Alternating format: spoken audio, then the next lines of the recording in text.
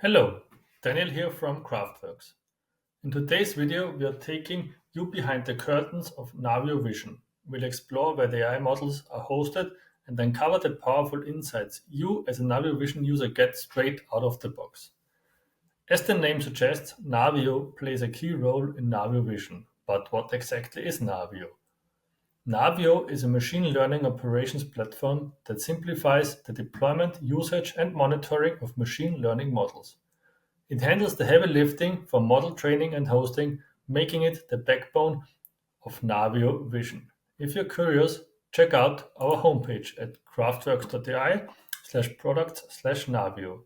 The link to the homepage is part of the video description as well. But now let's jump into Navio Vision. Here we are on the use case overview page. You might notice from our previous videos. Let's click on the chewing gum demo use case. You see down there you have the tried out view where you can call the model with some example images, and on the top you see the model properties. You see the name, the data set it was trained on, when it was created, the status, and interestingly the link to Navio. So let's click on this model link and see where it leads us. So this whole UI might look a bit overwhelming at the first glance, but yeah, let's try to break it down together. First, a disclaimer. This video will only focus on the basics. Stay tuned for a dedicated video series covering all the features of Navio in more detail. As we mentioned in the beginning, Navio allows you to manage, deploy, and monitor machine learning models. Additionally, it supports you with integrating those models into your custom application. So what does this mean in the context of Navio Vision? Navio is here responsible for hosting your customized anomaly detection model to make it usable for the Vision application. Let's explore the user interface together. In the left bottom corner, you see that we are currently in the demo workspace. Also on the left hand side, you see the use cases that exist in the current selected workspace. Here is the pen pin and the chewing gum use case. Those are exactly the two use cases you have already seen in the Navio Vision use case overview page. As we entered Navio via the chewing gum model link, we currently see the overview page of the chewing gum model. This page provides us some information about the model itself, like the data set it was trained on, the modeling domain, which is image, and the target variable, which is code label in this case. The tried out view allows you to send requests directly to the model. So you see here there's an example image, and when you hit the predict button, the image is sent to the model and the model returns the prediction normal.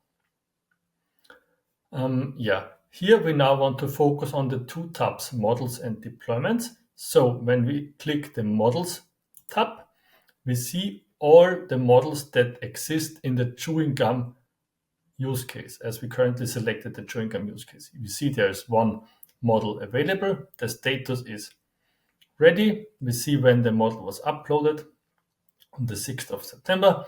And we see by which deployment the model is used. When we click on the model itself, we are back on the model overview page where we've been before.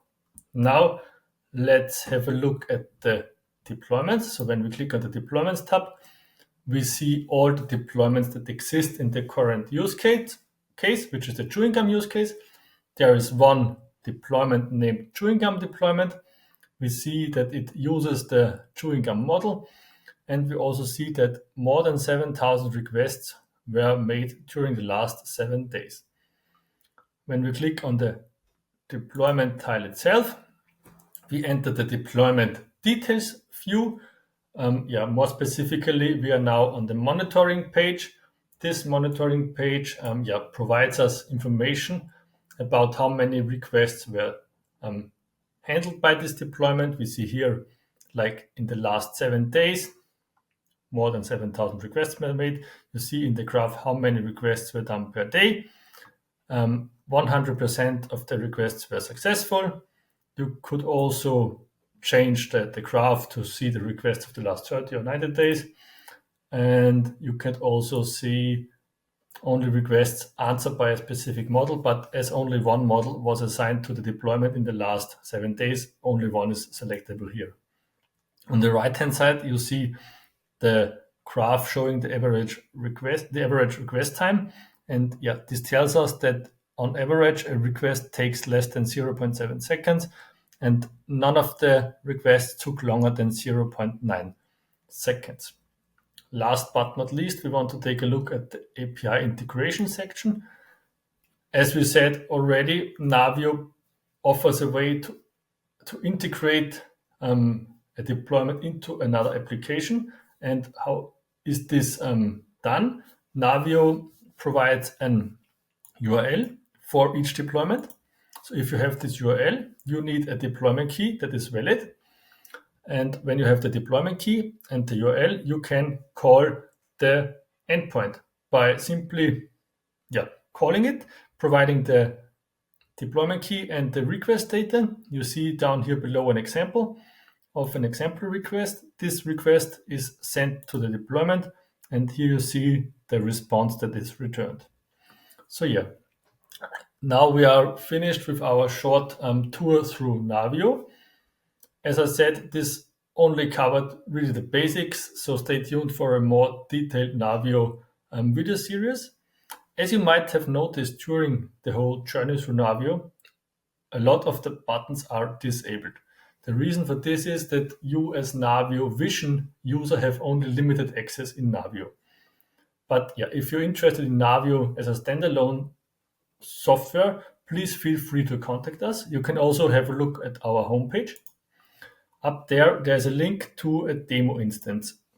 And in this demo instance, we provide some example use cases, and in there you have way more user privileges, and you can play around here to get to know Navio.